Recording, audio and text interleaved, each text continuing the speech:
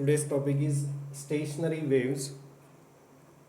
अब यहाँ पे स्टेशनरी वेव्स यानी एक स्ट्रिंग है और इस स्ट्रिंग पे हमने एक वेव जनरेट कर ली। ये वेव जाके इस रिजिड सपोर्ट तक आएगी और यहाँ से फिर से रिफ्लेक्ट होके ये ऐसे वो ट्रैवल करी ऑन द सेम स्ट्रिंग। अब यहाँ पे there is one incident wave and there is one reflected wave. So this two waves superimpose to form stationary wave. यानी ये जो पैटर्न आपको दिख रहा है it is combination of two waves, one is incident wave and another is reflected wave.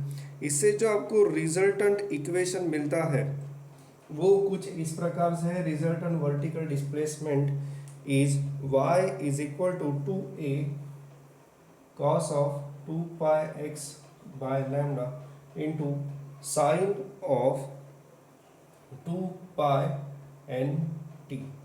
ये resultant equation आपको मिलता है where lambda is the wavelength of wave, n is the frequency of wave, a is the amplitude of originating wave. तो जो resultant amplitude है दोनों waves को super impose करने की वजह से ये जो रिजल्टेंट एम्पलीट्यूड है वो होती है 2a। So this is the amplitude 2a। There are some points which are having amplitude equal to 0. These points are called as nodes, and there are some points which are having maximum amplitude. These points are called as antinodes. और ये pattern same रहेगा, यानी हर एक point की जो maximum displacement है यानी amplitude है वो अलग अलग रहेगी। याद रखना स्टेशनरी वेव में हर एक पार्टिकल की जो एम्पलीट्यूड है वो अलग अलग रहती है और वो फिक्स रहती है। प्रोग्रेसिव वेव में हर एक पार्टिकल की जो एम्पलीट्यूड है वो सेम रहती है। Anyway, so this is final expression for stationary wave. After this there are points nodes. So the distance between two nodes is lambda by 2. Distance between two antinodes is also lambda by 2, and distance between node and adjacent antinode is lambda by 4. ये सारे conclusion आपके book में दिए हैं, go through those conclusion. Next part is vibration on string, modes of vibration on a string. So modes of vibration on a string में हमें जो basic equation पता है वो है वेलोसिटी का equation. Velocity on a stretched string is given by v is equal to root of t by m. T is the tension given to this string using this weight, let it be m। तो ये m जो रहेगा ये मास इस pan में हमने रखा है, ये पुली है। तो ये जो स्ट्रिंग में जो जहाँ पे हम वेव जनरेट कर रहे हैं this is your stationary wave and velocity on this string is root of t by m, where the t is tension which is created by weight mg, and small m here is mass per unit length of this string. Small m is mass per unit length of this string. So there are three modes given for the string. तो वो जो three modes है, पहला mode है ये, दूसरा है and तीसरा मोड जो है वो है ये। These three modes are given. यहाँ पे जो this is the minimum frequency that can be generated on the string, and this minimum frequency is called as fundamental frequency, which can be given 1/2L root of t by m. This is the next higher frequency that can be generated on the string of same length, and this is called as first overtone or second harmonic, and it is 2 times fundamental frequency. This is the next higher frequency, it is called as second overtone, and it is 3 times fundamental frequency. So these are the three different modes. There are laws of string given in your textbook. So laws of string are based on this equation. अब इसमें अगर मैं t and m को constant रखता हूँ तो मुझे पता है कि n is inversely proportional to length। इसमें मैं अगर l and m को कांस्टेंट रखता हूँ तो n is directly proportional to t, और इसमें मैं अगर l and t को कांस्टेंट रखता हूँ तो n is inversely proportional to root of linear mass density। इसमें और दो कंक्लूजन हमें मिलते हैं कि n is inversely proportional to radius of the string and n is inversely proportional to the density of the string. तो ये 5 conclusions हमें मिलते हैं लॉज ऑफ स्ट्रिंग में।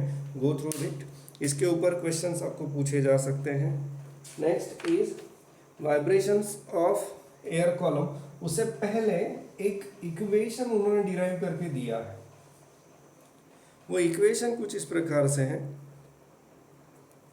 कि n1 by n2 is equal to root of sigma upon sigma minus 1 and that is equal to root of t1 by t2। अब ये क्या चीज़ है? ये बेसिकली है कि आपका जो सेटअप रहता है स्ट्रिंग का वो कुछ इस प्रकार से है। ये है पुली और ये है मास m, और इस पे हमने ये दो रिजिड सपोर्ट्स के बीच में एक स्टेशनरी वेव जनरेट कर दी है।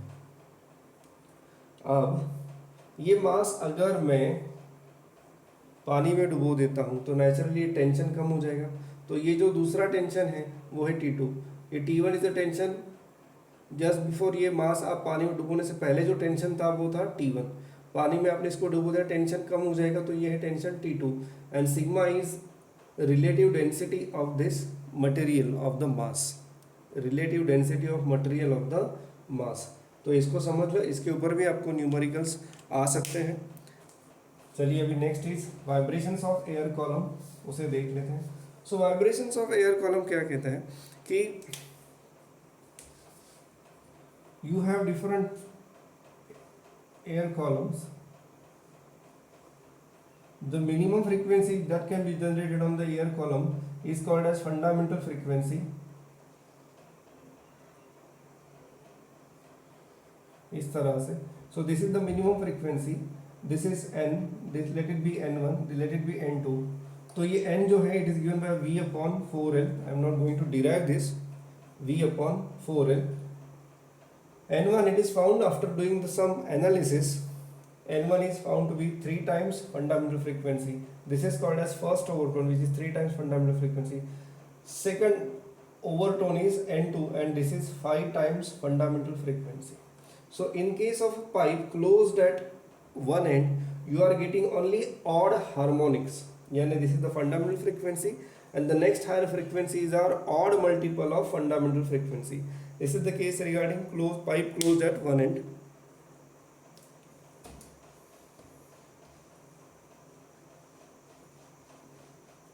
Next is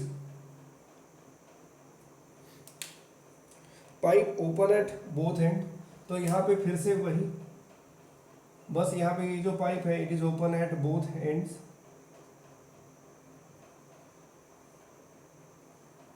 So this is the fundamental mode।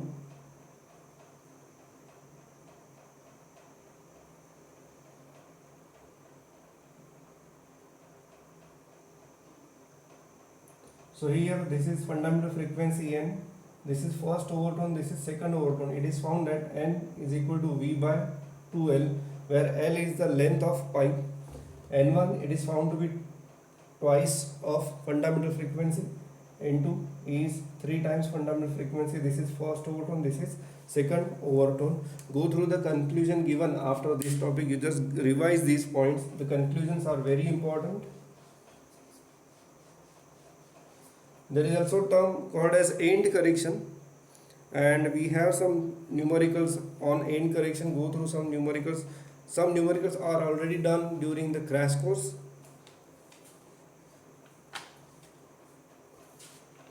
After this there is a topic called as resonance। So resonance means there are two types of vibration, free vibrations and forced vibrations।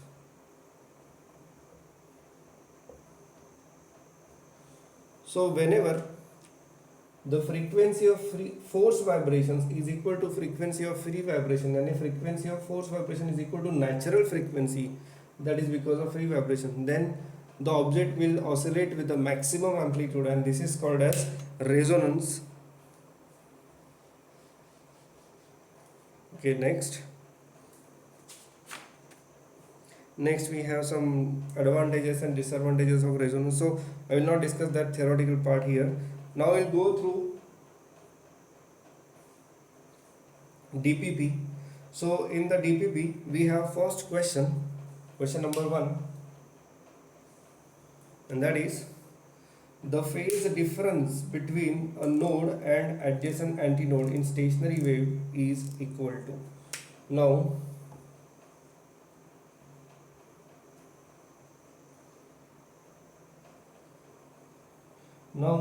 node and anti node, तो इनमें जो ये distance रहता है वो रहता है lambda by 4 का. नोड एंड एंटी नोड में जो डिस्टेंस रहता है वो रहता है लैम्डा बाय 4 का. हमें पता है कि phi is equal to 2 pi x by lambda, so 2 pi by lambda and x is lambda by 4, so we have it is pi by 2. So the phase difference is pi by 2. 1 का answer है पाई by 2 किधर है? Yes, it is option A.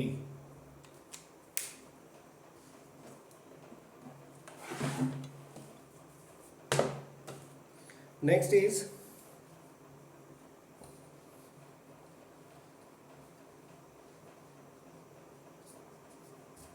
Question number 2. The equation y is equal to 0.02 sin of 500 pi t to cos of 4.5x represents, मेरे ख्याल से इसमें थोड़ा correction चाहिए था.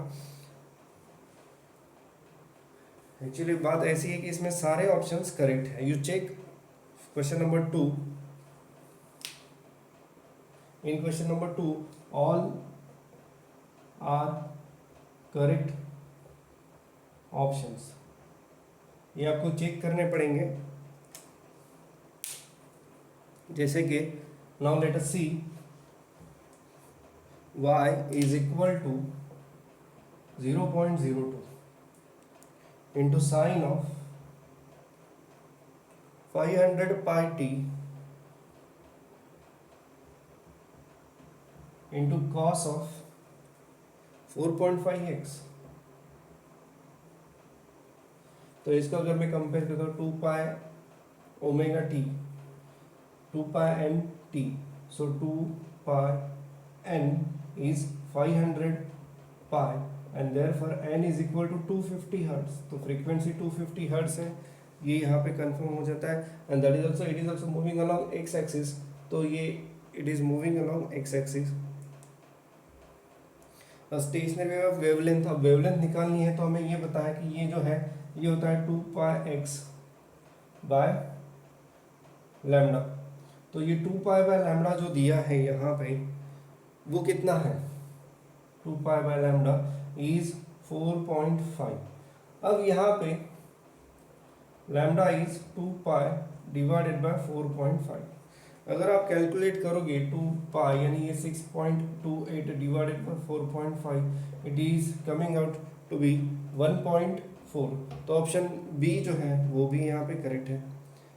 एम्पलीट्यूड जो है transverse progressive wave of amplitude 0.02. ठीक है. Progressive of speed about 350 metre per second. अब यहाँ पे अगर आप फ्रीक्वेंसी एंड वेवलेंथ की मल्टीप्लिकेशन करते हो तो आपको जो आंसर मिलेगा that will be 350 metre per second. तो बचा अभी ऑप्शन सी. इसके बारे में थोड़ा सा कंफर्म कर लेते हैं कि यहाँ पे उनको ट्रांसवर्स प्रोग्रेसिव वेव के बारे में बात की है. तो प्रोग्रेसिव वेव की जो एम्पलीट्यूड है वो रहती है 2a, sorry it is a, और ये जो है 0.02 ये है 2a. इसका मतलब a जो रहेगा दैट इज 0.01. तो यस, हम ये बोल सकते हैं कि ऑप्शन सी जो है, ऑप्शन सी जो है वो गलत है. बट ओवरऑल ये क्वेश्चन जो रिप्रेजेंटेशन करने का तरीका है वो पूरा गलत है. सो क्वेश्चन 2 हम बोल सकते हैं कि थोड़ा मॉडिफिकेशन चाहिए था. तो इसलिए क्वेश्चन 2 में याद रखना कि क्वेश्चन सी उन्होंने पूछना है which one is the wrong option. तो सी जो है उसे हम रॉन्ग बोल सकते हैं क्योंकि वहाँ पे प्रोग्रेसिव वेव बोला गया है. तो प्रोग्रेसिव वेव में जो एम्पलीट्यूड है वो 0.01. अगर वहाँ पे स्टेशनरी वेव रहता तो वो रहता 0.02. Next third question.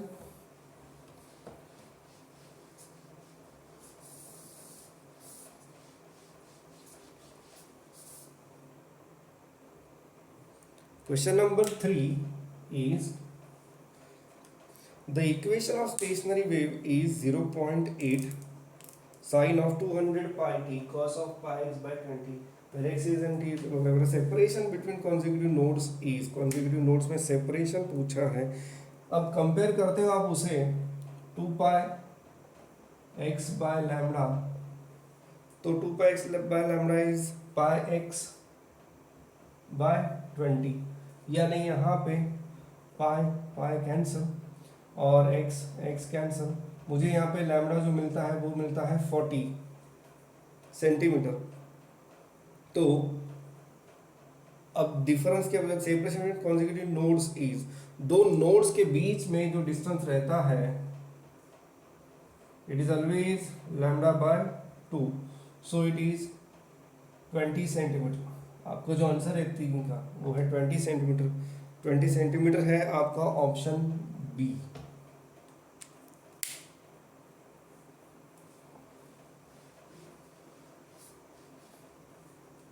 After this, question number 4.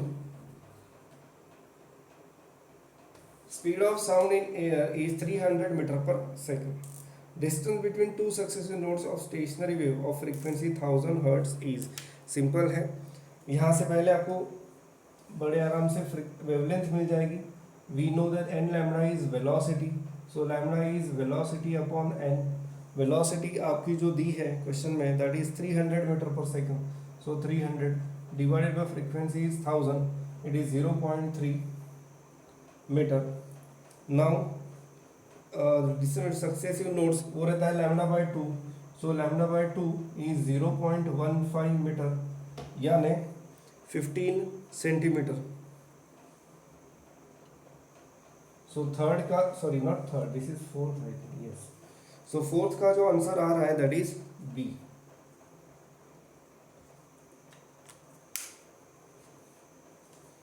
Question number 5.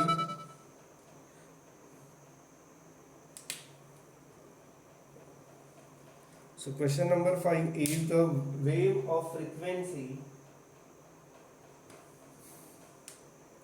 A wave of frequency 100 Hz travels along a string towards its fixed end. When this wave travels back after reflection, a node is formed at a distance of 10 centimeter. देखिए ये string पे ये जा रही है, ये rigid support है और आफ्टर रिफ्लेक्शन जो नोड फॉर्म हुआ है वो नोड फॉर्म हुआ है 10 सेंटीमीटर पे from the fixed and. The speed of wave is, अब यहाँ पे फ्रीक्वेंसी दी है 100 हर्ट्ज और हमें पता है कि ये जो डिस्टेंस रहता है ये भी नोड है ये भी नहीं, it is lambda by 2, so lambda by 2 is 10 centimetre यानी 0.1 metre. I think the velocity is in 5 metre per second, velocity metre per second में है इसलिए आपको सेंटीमीटर को मीटर में कन्वर्ट करना पड़ेगा।